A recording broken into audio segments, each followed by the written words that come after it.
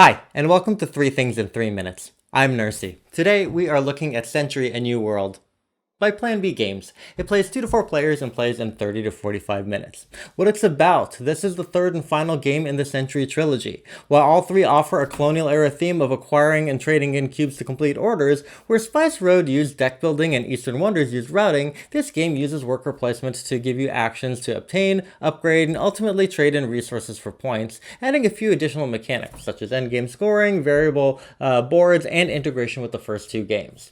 What I like, this game still carries a lot of the simplicity of the first 2 games that made it so easy to get into and to teach. Now the core mechanic remains the same. You take actions to turn low value cubes into high value cubes, and then use them in specific combinations to complete orders for points. And now while the game no longer has rules that fit on 2 pages, it's still a game that you can explain in only a few minutes, and is a good way to introduce people to worker placement mechanics.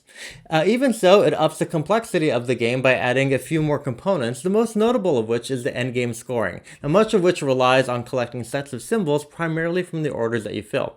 So now you have more to think about in filling orders than just whatever gives you the most points, which leads to some more interesting decisions. And as always, the production of the series is lush, from the signature plastic bowls to the slightly oversized cubes to the excellent illustration on the boards. Now in this video, you're also seeing it with the additional optional playmats. And finally, the game integrates with the other 2 reasonably well, much better than the previous game did, and in fact, some of the mechanics of the game work well when paired with the other games, particularly the first one, which gets us to points to consider. Now, with a lot of worker placement games, you get more options for placing your workers as the game progresses. Now, this is the same thing here, but the spaces unlock only when you complete an order that has an exploration reward on it. Now, this gives you other factors to consider, such as set collection, and so you can go much of the game without really unlocking the explorations. So you may go in the game with only a few actions and just end up taking them back and forth, even though some of the game's other rewards make it easier to take those actions. Now, combining it with the other 2 games helps this because you now have other ways that you can perform your actions, though realistically adding in all 3 may overdo the complexity. Adding in just Spice Road gives each player their own private actions, but keeps the game simple enough.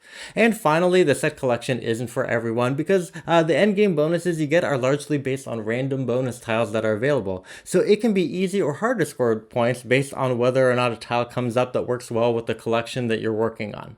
So, in summary, it maintains the game trilogy's core mechanic of cube upgrading and trading, this time with worker placement. The gameplay still remains simple to learn, though a bit more complex with some hit and miss set collection mechanics, and it integrates well with the first 2 games, though you may be okay with just one of them added in. Thanks so much for watching. Please make sure you like this video and subscribe to the channel.